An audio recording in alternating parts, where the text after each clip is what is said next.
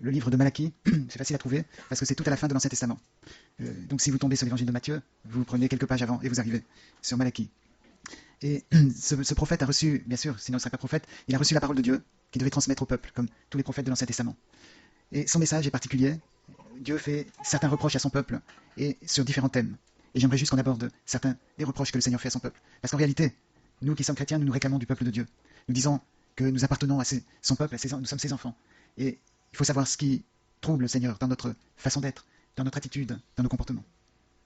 Et dans le premier chapitre de Malachie, il est question du reproche de Dieu concernant ce qui est offert à l'Éternel. Parce qu'il dit, vous offrez à l'Éternel des animaux qui sont malades, alors que dans votre troupeau, vous avez des bonnes choses. Vous avez des animaux qui sont en bonne santé. Et il dit, est-ce que si vous allez voir un chef d'État, enfin j'actualise le terme, ou quelqu'un de très important, est-ce que vous allez lui offrir une bête malade? Alors pourquoi si vous ne faites pas ça pour une personnalité, pourquoi vous le faites pour moi? Et c'est vrai que très souvent dans nos vies, on offre ce qui est moins bon pour le Seigneur. On n'offre pas le meilleur pour le Seigneur. On a tendance à dire, voilà, ben, je vais pas dépenser ou je vais pas consacrer telle chose parce que ça pourrait m'être utile autrement. En revanche, quand c'est quelque chose qui nous coûte pas très cher, eh bien, on dit ça c'est pas grave, je peux le faire pour le Seigneur. Et il y a là une souffrance parce que Dieu est logique, Dieu est rationnel. On dit que la foi c'est irrationnel, mais pas du tout. Dieu est rationnel, Dieu ne comprend pas. Il ne comprend pas quand c'est incompréhensible. Quand on dit qu'on veut donner le meilleur au Seigneur et qu'on ne donne pas ce qui est meilleur, il ne le comprend pas. Et donc, c'est un premier reproche que le Seigneur fait à son peuple. Il fait d'autres reproches au chapitre 2. Ça, c'était le chapitre 1. Chapitre 2, il commence en disant, maintenant, à vous cet ordre, sacrificateur, si vous n'écoutez pas, si vous ne prenez pas à cœur de donner gloire à mon nom, j'enverrai parmi vous la malédiction et je maudirai vos bénédictions. Ici, il fait un reproche parce que les sacrificateurs, et selon le Nouveau Testament, si nous sommes au Seigneur, nous sommes appelés des sacrificateurs pour Dieu, notre Père. Eh bien, ici, il s'adresse aux sacrificateurs et il dit, si vous n'écoutez pas, si vous ne prenez pas à cœur de donner gloire à mon nom, j'enverrai parmi vous la malédiction. Une autre chose, c'est que les sacrificateurs même ne prenez pas à cœur les choses de Dieu, ne prenez pas à cœur la parole de Dieu. Et dans notre société moderne, il y a cette difficulté de plus en plus grande de prendre à cœur les paroles de Dieu. On est tellement distrait, on est tellement pris par les choses de la vie, on a une multitude d'informations constantes grâce à nos téléphones ou à cause de nos téléphones portables. On a tout le temps des distracteurs. Et ça a un énorme impact sur la vie spirituelle. Le temps qu'on pourrait passer avec le Seigneur, le temps qu'on pourrait consacrer à se remettre en question, eh bien, il est souvent distrait, perturbé par des choses qu'on doit faire, des communications qu'on doit envoyer ou qu'on va recevoir. Et on ne prend pas à cœur les paroles du Seigneur. Vous savez que quand l'Esprit de Dieu agit dans un pays, ou si on regarde l'histoire de l'Église, le Seigneur agit lorsque les gens ont pris à cœur la parole de Dieu. Lorsqu'ils ont dit, cette parole a touché mon cœur, mais je ne vais pas juste dire que ça a touché mon cœur et il n'y a pas de conséquences. Je vais, par conséquent, prendre au sérieux ce que Dieu a dit. Et si les chrétiens commencent à prendre au sérieux, ça se voit dans l'Église, ça se voit autour d'eux, qu'ils ont la crainte de Dieu, qui sont mis à part pour le Seigneur. Et dans ce chapitre 2, il parle de l'alliance qu'il a faite avec Lévi. Lévi, c'est un des fils de Jacob, que Léa a enfanté, et Lévi est le père des sacrificateurs dans l'Ancien Testament, le père des Lévites. Et il y a ici, dans le chapitre 2, verset 5, il est dit que c'est Dieu qui parle, mon alliance avec lui était une alliance de vie et de paix, ce que je lui ai accordé pour qu'il me craignît. Et il eut pour moi de la crainte, il a tremblé devant mon nom. Ça, c'est un premier point. Il a eu de la crainte pour moi, il a tremblé devant mon nom. Et vous savez, de plus en plus, à cause de ce développement matérialiste, ces distracteurs, on n'a plus la crainte de Dieu. C'est la crainte de Dieu qui se perd. On parle de Dieu quelquefois, les chrétiens parlent de Dieu comme d'un copain parfois. Où on ne prend pas au sérieux la sainteté de Dieu. Mais au verset chapitre 3, par exemple, si vous regardez le tout début du chapitre 3, j'enverrai mon messager, il préparera le chemin devant moi, et soudain entrera dans son temple le Seigneur que vous cherchez. Et le messager d'alliance que vous désirez, voici il vient, dit l'Éternel. Des armées, qui pourra soutenir le jour de sa venue? Qui restera debout quand il paraîtra? Et maintenant on a des conversions, bon marché, des conversions soldées, où les gens se donnent au Seigneur parce qu'ils ont été touchés émotionnellement, parce qu'ils ont trouvé que c'est bien adapté à ce qui est nécessaire ou ce qui devrait être enseigné dans une église. Donc ils adhèrent à ce genre de choses. Et puis, ils disent qu'ils sont convertis. Mais la conversion ici, c'est quand le messager de Dieu, quand le Seigneur, le Messie lui-même, vient dans son temple. Et c'est vrai que quand Jésus est venu sur la terre, quand il a commencé son ministère, il est allé dans le temple. Mais ici, il s'agit aussi du temple de notre corps. Quand le Seigneur vient dans notre vie, on ne peut pas tenir debout. On ne peut pas faire autrement que de craindre l'Éternel. Craindre, ça ne veut pas dire avoir peur de l'Éternel. Ça veut dire avoir peur de le perdre. C'est ça la crainte de Dieu. La crainte de Dieu, c'est pas avoir peur de Dieu, c'est d'avoir peur de le perdre. Un enfant a la crainte de ses parents. Ça ne veut pas dire qu'il a peur, ou ça ne doit jamais être parce qu'il a peur de ses parents, c'est parce qu'il a peur de les perdre. Mais on fait des choses, et on sait qu'on risque à perdre Dieu, mais on va faire ces choses quand même. Et ça, il y a un avertissement dans Malachie, dans Malachie. Il y a un avertissement contre ça. Et son alliance avec Lévi, c'était une alliance de vie et de paix. Et c'est l'alliance que Dieu veut établir avec chacun d'entre nous aujourd'hui, une alliance de vie et de paix. Parce que la paix ne va pas se trouver autrement qu'en Dieu. C'est seulement dans cette communion avec Dieu qu'on peut recevoir la vie et la paix. Le monde ne peut pas, ne pourra jamais, jamais créer la paix. Il y a des hommes politiques, des femmes politiques, qui ont consacré toute leur carrière politique à essayer d'amener la paix et la vie. Et ils ont échoué. Et ce sera toujours le cas. Et donc cette alliance qu'il a établie avec Lévi, c'est une alliance de vie et de paix. Il est dit au verset 6 du chapitre 2 que la loi de vérité était dans sa bouche. Et l'iniquité ne s'est point trouvée, ce s'élève. J'étais content que Pascal commence le culte avec la question de la vérité. La loi de vérité. Vous voyez, Jésus a dit « Je suis le chemin, la vérité et la vie ». Et dans la bouche de Lévi, de ce sacrificateur, il y avait la parole de vérité. Pas la loi ici de vérité, pas la loi des 10 commandements, mais la loi de vérité, la loi de Jésus. Bien sûr, qui va nous faire obéir aux 10 commandements. Mais ce que Dieu veut, c'est que dans nos bouches, il y ait la loi de vérité. Qu'il y ait la vérité, qu'il y ait Jésus qui apparaisse. Qu'est-ce qui sort de votre bouche? Qu'est-ce qui sort de ma bouche? Est-ce que c'est la vérité? Est-ce que c'est Jésus? La vérité, pas seulement dans le sens de ce qui est contraire au mensonge, mais la vérité avec un grand V. Est-ce que c'est Jésus, la parole, qui sort? Vous savez que dans Isaïe chapitre 6, lorsque le prophète Isaïe a eu la vision de Dieu, de la présence de Dieu, il a dit « Malheur à moi, car je suis un homme dont les lèvres sont impures, et mes yeux ont vu le roi, l'Éternel des armées. » Il est ajouté « Mais l'un des séraphins vola vers moi, et prit sur l'autel charbon ardent, qu'il a mis sur les lèvres du prophète. » Et le prophète pouvait dire alors « Me voici, envoie-moi. » Le Seigneur veut purifier les lèvres, purifier du mensonge. Vous savez que vous êtes menteur si vous avez menti une seule fois. Vous pouvez passer toute votre vie à dire la vérité. Mais si un jour vous avez menti, vous êtes menteur. Certains pensent que devant Dieu, il y aura une balance. Et que s'il y a l'équilibre, ça passe. Mais ce n'est pas du tout ce que la Bible dit. La Bible dit que tous sans péché sont privés de la gloire de Dieu. Parce qu'il n'y a personne ici qui peut dire qu'il n'a jamais menti. La vérité était sur les lèvres du sacrificateur, dans l'alliance que Dieu avait fait avec ce sacrificateur. Est-ce que c'est le cas pour nous? Il dit donc, l'iniquité ne s'est point trouvée sur ses lèvres. Et si vous regardez dans les proverbes, on a un passage, je sais que notre sœur Micheline fait ça avec les grands actuellement, et c'est très important, je pense que c'est une très très bonne idée. Si on regarde dans les proverbes chapitre 6, on a une description de 6 choses, il est dit 6 et même 7, mais il y en a 6, mais c'est pour insister. 6 choses dont l'Éternel a horreur. C'est Proverbes chapitre 6, verset 16. Il y a 6 choses que est l'Éternel, et même 7 qu'il a en horreur. Les yeux hautains. Les yeux hautains. Ça commence par les yeux. On viendra à la bouche, aux lèvres, très bientôt. Les yeux hautains, c'est quand on regarde de haut. Quand on regarde les autres, avec orgueil, comme si on était au-dessus. Mes amis, si vous ne considérez pas vos frères et vos sœurs comme étant au-dessus de vous, et non pas en dessous de vous, vous n'êtes pas au Seigneur. Parce que le Seigneur va faire en sorte que dans votre esprit, vous puissiez percevoir les autres comme étant au-dessus de vous. Et si vous regardez chaque frère et sœur, vous verrez des choses qui viennent du Seigneur, qui existent chez ce frère, chez cette sœur, qui n'existent pas chez vous.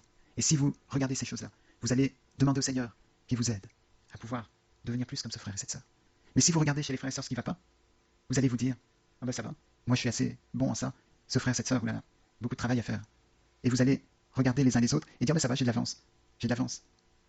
Tel frère, telle sœur a fait telle chose, moi je suis quand même mieux. » Et vous allez baisser et finalement vous éloigner du Seigneur totalement.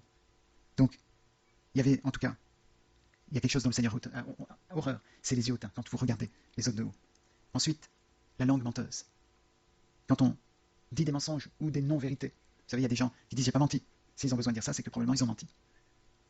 Je me rappelle avoir côtoyé un homme qui était troublé, lié par le vol et le mensonge. Mais il avait un visage tellement sympathique qu'on n'aurait jamais soupçonné le mal de lui. Mais il était toujours en train de me prouver qu'il disait la vérité. Mais je savais pourquoi il avait besoin d'essayer de me prouver, c'est parce qu'il se mentait tout le temps. Donc ici, il y a quelque chose dont l'Éternel a horreur, le mensonge. Et le mensonge, c'est pas seulement les lèvres, c'est pas seulement verbalement comment.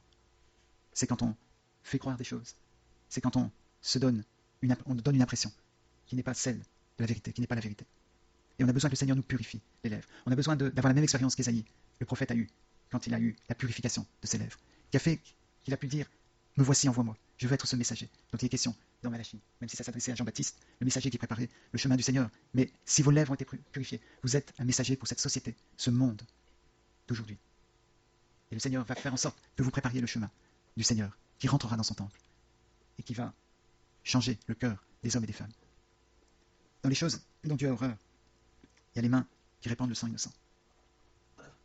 Dans les sociétés primitives que le peuple d'Israël côtoyait et que Dieu a dit à Israël de ne jamais faire alliance avec ces peuples-là, il y en avait qui offraient leurs enfants à Moloch, qui était un dieu qui exigeait qu'on sacrifie des enfants.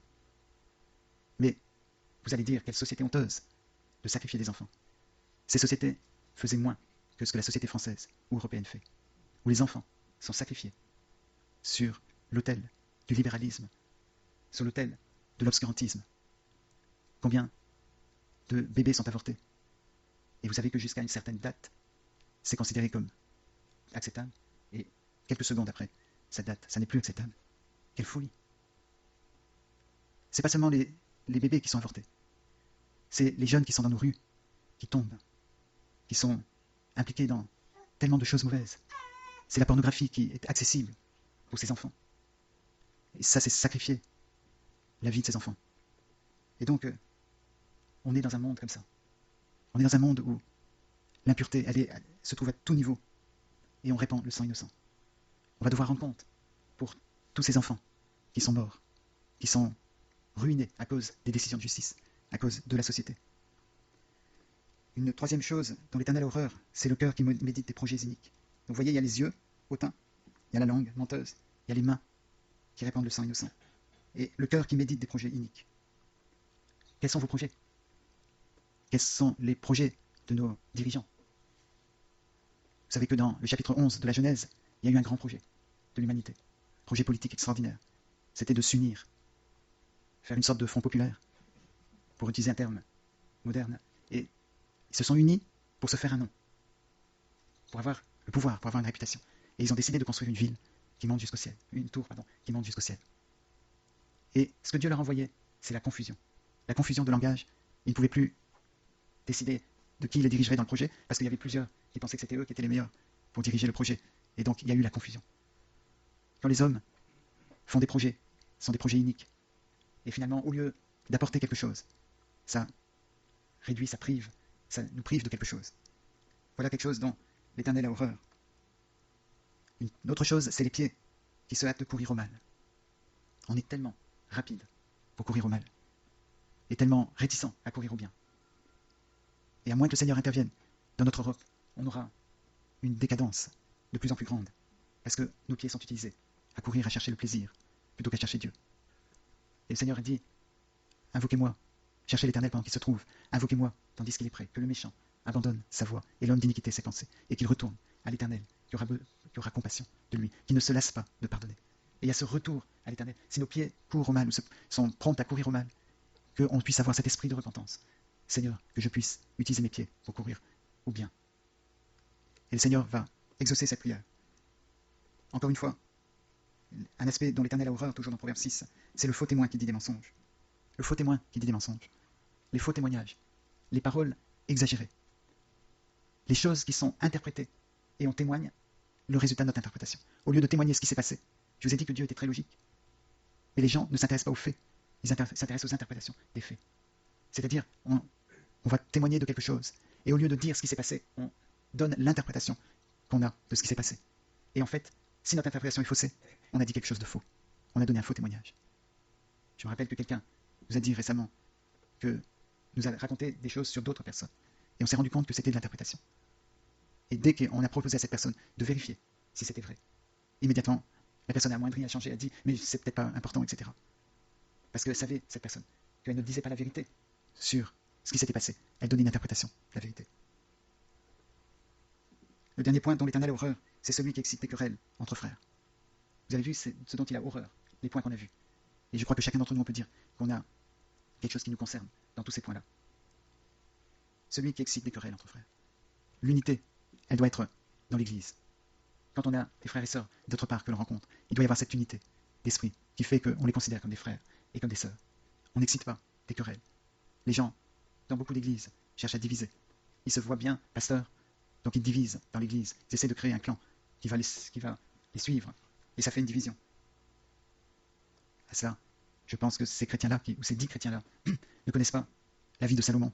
Parce que Salomon, lorsqu'il a reçu ces 2 femmes qui étaient venues et il ne restait plus qu'un bébé, C'était 2 prostituées, chacun avait leur bébé. À l'origine, mais il y en a un qui est mort dans la nuit. Et celui qui était vivant, eh bien, chacune le revendiquait comme son fils. Et Salomon a dit, donnez-moi une épée, et je vais couper en 2 celui qui est vivant. Comme ça, vous aurez moitié-moitié. Et bien sûr, il n'allait pas le faire. Il savait que la mère, la vraie mère, ressentirait quelque chose de terrible, et elle dirait préférable que l'autre qui n'est pas sa mère puisse avoir. Mais c'est la même chose dans les églises. Les gens disent, c'est mon église, c'est moi qui devrais diriger cette église. Et d'autres disent, non, c'est moi. Et donc, ils se séparent.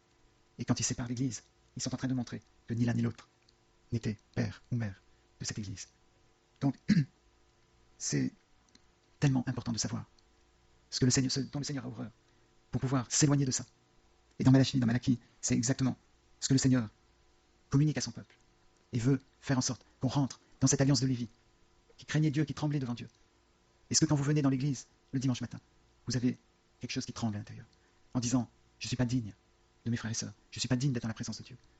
C'est là où le Seigneur peut agir, c'est là où le Seigneur peut envoyer son messager. Et le messager peut être une prière, ça peut être un chant, ça peut être une parole entendue, qui va rentrer dans nos vies, qui va préparer le chemin du Seigneur. Et un jour, le Seigneur rentrera dans le temple, dans la personne qui a entendu ce que le messager a pu transmettre. Est-ce que vous voulez ça? Est-ce que je veux ça? Est-ce que ce matin, on est tellement désireux que le Seigneur puisse entrer dans notre vie, qu'il puisse purifier, qu'il puisse laver? Il est dit dans Malachie, quelque part, qu'il veut purifier comme le feu du fondeur, comme la potasse. Et Daniel Scherer a prêché sur le rôle du sel dans l'agriculture et de la potasse, qui purifie. Malachie chapitre 4. Oui, avant le chapitre 4, le verset 16 du chapitre 3. Alors ceux qui craignent l'Éternel se parlèrent l'un à l'autre. L'Éternel fut attentif et il écouta. Et un livre de souvenirs fut écrit devant lui, pour ceux qui craignent l'Éternel et qui honorent son nom. Ils seront à moi, dit l'Éternel des armées. Ils m'appartiendront au jour que je prépare. J'aurai compassion d'eux comme un homme a compassion de son fils qui le sert. Et vous verrez de nouveau la différence entre le juste et le méchant, entre celui qui sert Dieu et celui qui ne le sert pas. Ceux qui craignent l'Éternel se parlèrent entre eux. Ça suppose que, étant donné les avertissements que Malachie avait pu donner, il y a eu des hommes et des femmes qui se sont parlés et qui ont dit, nous on veut suivre le Seigneur. Et le Seigneur répond. C'est ça qui me frappe, c'est ça qui m'étonne toujours.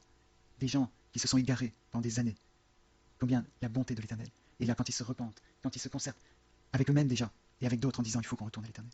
L'Éternel accueille, l'Éternel pardonne. Et c'est si merveilleux. Dans Malachie, on n'a pas le temps de développer, mais dans le chapitre 3, il est question de la fidélité. Dieu est fidèle. Et si vous sentez que vous êtes attiré par des choses dont l'Éternel a horreur, eh bien, sachez que si vous revenez, il va sortir ce livre de souvenirs. Et dans ce livre de souvenirs, ce n'est pas le souvenir de ce que vous avez fait, c'est le souvenir du fait que vous soyez revenu. Je crois que dans le livre de l'Éternel, ce n'est pas le livre qui tient compte de tout ce que vous avez fait, c'est le livre qui tient compte du fait que vous soyez revenu.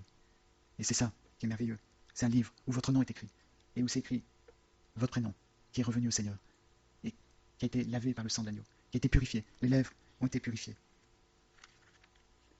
Verset chapitre 4, qui est très court. Alors, je crois que dans certaines versions, ça change. Je crois que dans certaines versions, il n'y a pas chapitre 4, c'est la continuité du chapitre 3. Mais en tout cas, dans les tout derniers versets de Malachie, il est dit, mais pour vous qui craignez mon nom, se lèvera le soleil de la justice, et la guérison sera sous ses ailes. Vous sortirez et vous sauterez comme les veaux d'une étable, et vous foulerez les méchants, car ils seront comme la cendre sous la plante de vos pieds, au jour que je prépare, dit l'Éternel. Le soleil se lèvera, et la guérison sera sous ses ailes.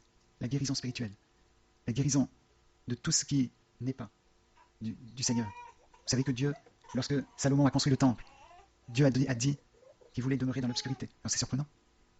Dans un premier temps, on dirait, si j'avais posé la question en disant, est-ce que Dieu préfère demeurer dans l'obscurité ou dans la lumière? On aurait tendance, c'est moi le premier à dire, dans la lumière.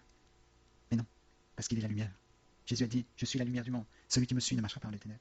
Et il a dit à Salomon que Dieu veut résider dans l'obscurité, parce il est la lumière lui-même. Et donc, si on revient à l'Éternel, et qu'on a cette obscurité à l'intérieur, c'est là où le Seigneur peut agir. Si vous venez à l'Éternel en disant, j'ai la lumière en moi, j'ai tout compris, je suis religieux, je suis quelqu'un de bien, je suis quelqu'un qui a toujours marché dans la lumière, Dieu ne peut pas habiter dans votre temple. Mais il vient là où il y a les ténèbres. Donc si vous avez le sentiment d'être ténébreux, ce matin, il y a de l'espoir. L'espoir de pouvoir revenir au Seigneur, et de pouvoir être lavé, de pouvoir recevoir la lumière de Dieu, et de pouvoir vivre conformément à ce qu'il aime, et non à ce qu'il a horreur. Donc, qu'on puisse méditer, relire ce livre de Malachie, ça se lit très rapidement, environ 10 minutes à peine pour lire Malachie.